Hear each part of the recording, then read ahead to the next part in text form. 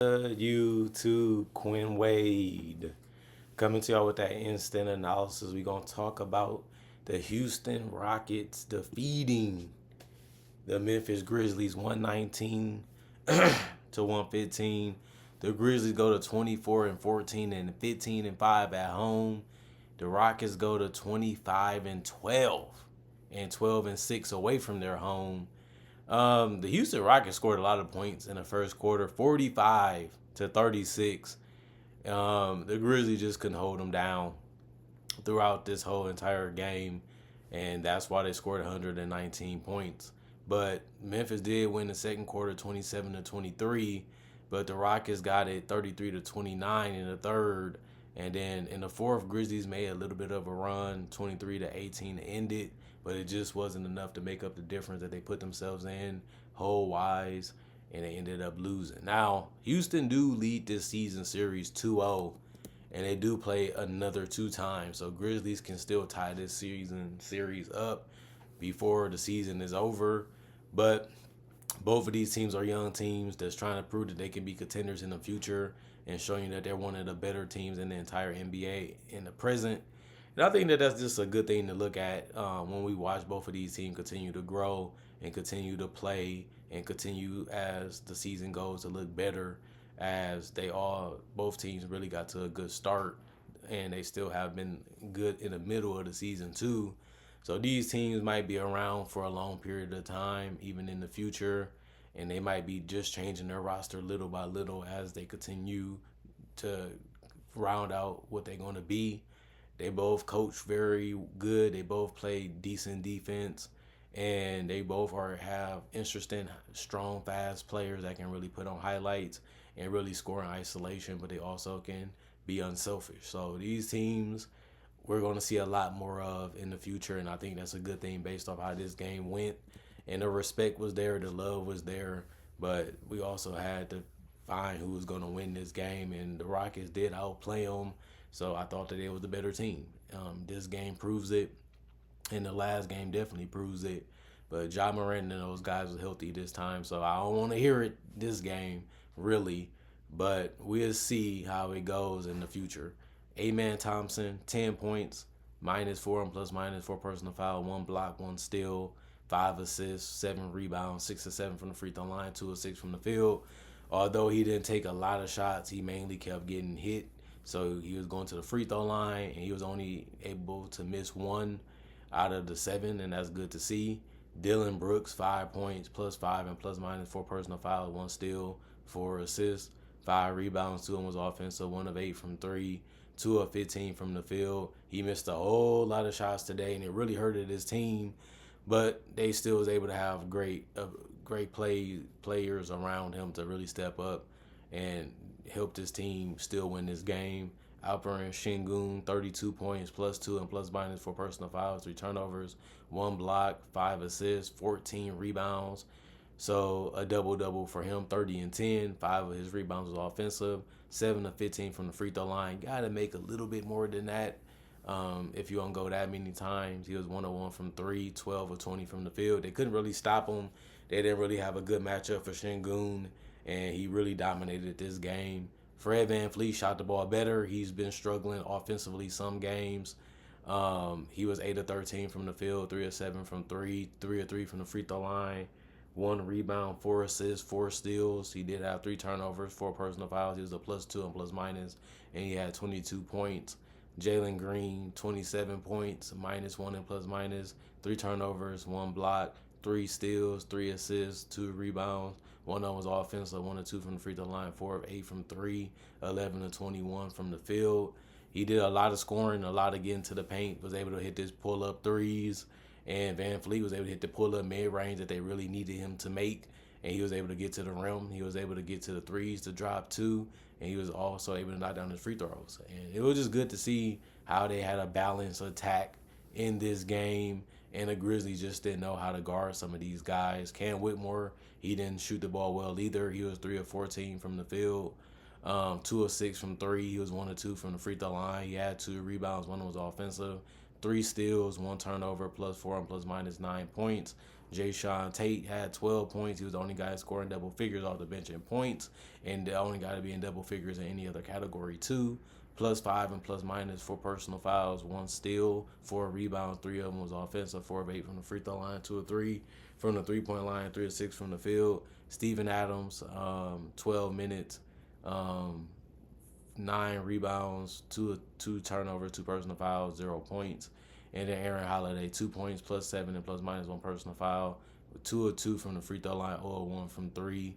And those was his only shots that he took was the 3, and he missed it. So he didn't make any other ones besides the 2 free throws that he took, and that which gave him the 2 points.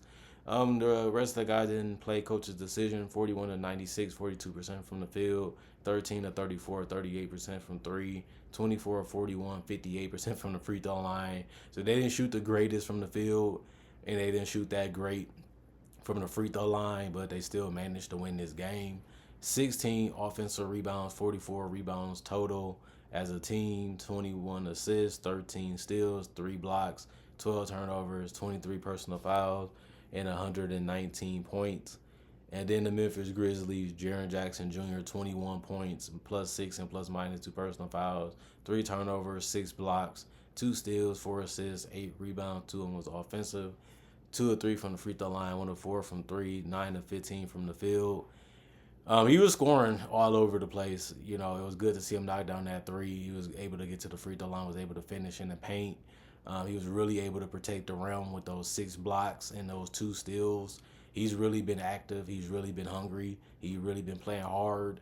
And, you know, it's good to see he's really matured into one of the best forwards in the league and one of the best defenders like we knew that he possibly could when he made it to the NBA.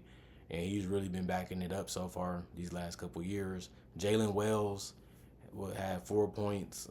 He was a -20 and plus minus 1 personal foul, 2 turnovers, 1 assist, 3 rebounds. 1 of was offensive, 2 of 2 from the free throw line, 0 of 3 from the 3-point line, 1 of 5 from the field.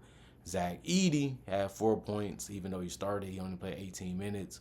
He was a -4 and plus minus. One of his biggest problems was getting in foul trouble. He's big. He can post. He can score in the paint, but he's also slow-footed. You can really attack him, and it's hard for him to move out the way. But he did have 1 block, 3 rebounds, 1 of 2 from the free throw line, 1 of 1 from 3, 1 of 1 from the field because his only attempts was the 3s. Ja Morant had some floaters to go and some other shots to go. He did make a 3. He only attempted 5, which is a lot for him, but he also was 8 of 11 from the free throw line, got there a lot. He was 9 of 22 from the field, 27 points for him, led everybody on the Grizzlies tonight in points like he usually does. -7 and plus minus 2 personal fouls, 4 turnovers, 1 steal, 3 assists, 3 rebounds, 1 was offensive. Desmond Bane, he kept getting to the paint over and over again. It seemed like he was just a wrecking ball because he just so built and so physical, but they couldn't stop him. He had 16 points, -6 and plus minus 4 personal fouls, 4 turnovers, 2 steals, 4 assists, 4 rebounds, 2 of 3 from the free throw line, 2 of 5 from 3, 6 of 10 from the field.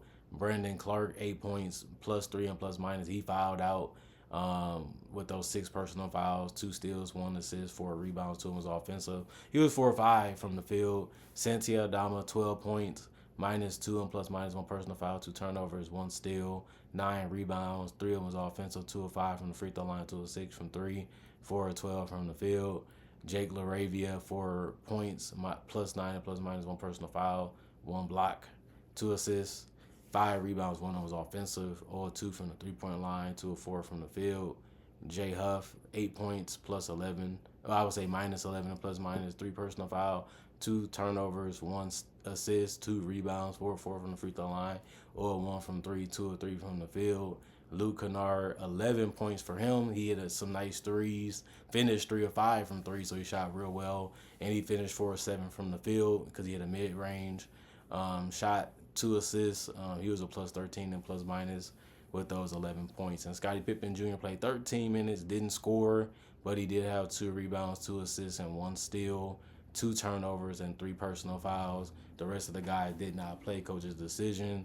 42 of 84, 50% from the field, 10 of 32, 31% from 3, 21 of 30, 70% from the free throw line, 10 offensive rebounds, 43 rebounds total, 20 assists, 9 steals, 8 blocks, 19 turnovers, 28 personal fouls, which is way too much, and 115 points for them. Um, the Memphis Grizzlies played around with fire in this game. They really hurt themselves and really put themselves in a tough situation to be able to win this game, just to be honest about it, watching the whole game. And this is what we say when teams got to be more mature and be more experienced and understanding how to value each possession, get the best shots, get the best players involved in basically every action that you can, and let your role players fill in the gap. I think that that's what the Grizzlies are still trying to figure out. A lot of their guys been in and out of the lineup, and you can see that the chemistry ain't really where it needs to be. And guys are just trying to find a way to make a big play before the shot clock expires. And that's basically what they have been doing a lot of times. And that just puts more pressure and makes it more harder. And then they can just load up on you because they know that you have to take something tough. And they just got to try to go harder to make it a miss. And then it just become easier for you to defend a team like Memphis, who sometimes don't really know what they're trying to do. And some players you don't really mind having great offensive nights if you can take other guys out. Now, Bane didn't have the greatest night when it comes to scoring, but he had a good night. And Ja Morant, he had a good night. And you was able to live with that because you have to pick your poison as a team coming into this game, knowing that they have a lot of matchups that they can use to their advantage. And they're very fast and very athletic and very strong and very built as a team. But the Rockets, they knew exactly what they was trying to do. They knew exactly where they was trying to go. Guys did have to make big plays to finish off the Grizzlies because they're a tough team to beat, even if they don't play the right way the entire game. But the right team won, and I feel like the Rockets played better the entire game. They had chances where they could have blew it, but they still was able to take their time a little bit more and get to good spots. And then it was just about can they put it in the basket, and they was able to do that, and that's how they was able to win this game. Other than that, comment, like, subscribe, share, hit the notification bell for more analysis. And if you're new to the channel, I do conversation videos just like this, just in different variety. Not only that, also do breakdowns with real footage with legends, current players, rookies, and future stars. Also do draft coverage and also mock drafts and other things too. So if you want to check out my channel, I have over 3,000 videos that you can see right now that can probably persuade you to become a subscriber of this channel and a supporter of this movement that I do with analysis. And if you love this type of content, NBA only, this will be the channel mainly for you. You know, a lot of people love it for that reason. Thank y'all for supporting the channel and accepting it for what it is, the content for what it is, enjoying it, coming back over and over again, whether it's the holidays, your free time, or your days off. Thanks for supporting this channel consistently. Thanks you for doing it over 10 plus years, because that's the only reason why the channel is around. And it really has been fun making videos and enjoying basketball games and telling it to people that actually want to hear it and actually care about hearing it, especially on a daily basis and throughout the day and throughout the weeks, throughout the months, throughout the years I've been doing it. I see that you guys really have a high loving for my opinion and my analysis, and that's why the channel is so strong. The 50-50 really keeps this channel balanced, keeps the content coming, and keeps success coming with it. And we will see some different things this year when it comes to this channel, and it most likely will be for the better, but can't really announce or show anything yet until work is actually starting to progress with these other people. But we might have some different collaborations and some different contributors. Overall, it's still going to be me making the final decisions, but it might be some different things that might happen with this channel when it comes to new year, new content. And I'm still trying to be the best analyst in the world to the best of my ability, and you guys help support that with the ability to tune in like you guys usually do. Got no complaints. Goal this year to be better than 2015 and 2025. We should only be getting better. We should only be getting wiser. We should only be having better years as we have gotten accustomed to what the fans want and what they love to see. Since I know that, all I should be doing is making better content. I feel like I'm giving y'all more variety and more different things to watch. And I think that that's something that 2015 brought to this channel. And that's something that I'm proud of, because I create and do everything on my own on this channel. No help at all. It's only me. And thank you guys for loving the content that's done by me on Analysis Playground. I'll see you guys hopefully later today with more analysis. And I'm going for now.